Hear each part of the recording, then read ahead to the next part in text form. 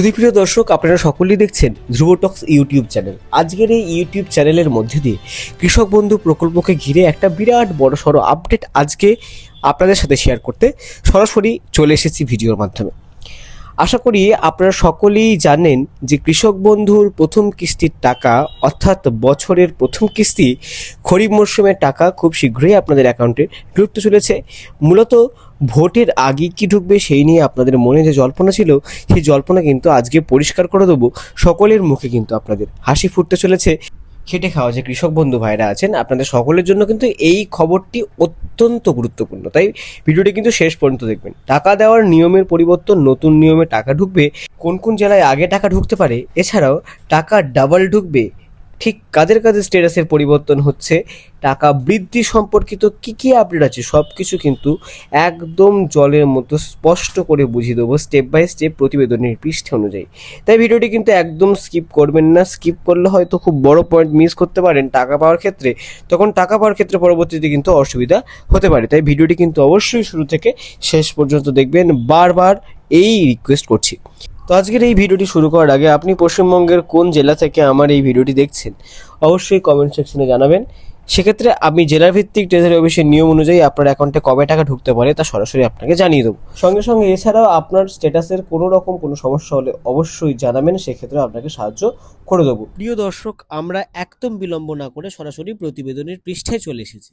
দেখুন, শুরুতেই কি বলছে, কৃষকদের জন্য বড় সুখবর, খুব শিগগিরই আসতে চলেছে 2026 সালের প্রথম কিস্তির টাকা। কলকাতা, কৃষক বন্ধু প্রকল্প রাজ্য সরকারের একটি অত্যন্ত জনপ্রিয় উদ্যোগ। এটি শুধু আর্থিক সহায়তা দেয় না, বরং কৃষকদের কাছে এক ধরনের ভরসার প্রতীক। সরকার তাদের পাশে রয়েছে। 2019 সালের 1 জানুয়ারি থেকে শুরু হওয়া এই প্রকল্প ইতিমধ্যেই লক্ষ লক্ষ কৃষকের জীবনে স্বস্তি এনেছে। প্রকল্পটি মূল লক্ষ্য ছিল কৃষকদের আর্থিকভাবে সাহায্য করা, যাতে তারা চাষের সময় কিছুটা নিশ্চিন্তে কাজ করতে পারেন। শুরুতে বছরে 5,000 টাকা দেওয়া হলেও পরে মুখ্যমন্ত্রী মমতা বন্দ্যোপাধ্যায় সেই পরিমাণ বাড়িয়ে 10,000 টাকা করে দেন। নতুন নিয়ম অনুযায়ী যাদের জমির পরিমাণ 1 একর বা তার বেশি, তারা বছরে 10,000 টাকা পান। যাদের জমি 1 একরের কম, তারা জমির পরিমাণ অনুযায়ী সর্বোচ্চ 4,000 টাকা পর্যন্ত কিন্তু পেয়ে থাকেন। এই অর্থ বছরে 2টি কিস্তিতে দেওয়া হয়। প্রথম কিস্তি খরিফ মরশুম অর্থাৎ এপ্রিল থেকে সেপ্টেম্বরের মধ্যে, এবং দ্বিতীয় কিস্তি অর্থাৎ রবি মরশুম অক্টোবর থেকে মার্চ মাসের মধ্যে। পাশাপাশি যদি কোনো কৃষক 18 থেকে 60 বছরের মধ্যে মারা যান, তাহলে তার পরিবারকে 2 লক্ষ টাকা আর্থিক সহায়তা প্রদান করা হয়। অর্থাৎ কৃষক বন্ধু প্রকল্পের আওতায় থাকা সুবিধাভোগী কৃষক যদি এই সময়সীমার মধ্যে অর্থাৎ এই বয়সের সময়সীমার মধ্যে মারা যান, সেক্ষেত্রে তার পরিবারকে এককালীন 2 লক্ষ টাকা আর্থিক সহায়তা দেওয়া হয়। এই কারণেই কৃষক বন্ধু প্রকল্প কিন্তু খুব জনপ্রিয় প্রকল্প হয়ে উঠেছে বাংলার সকল মানুষের কাছে।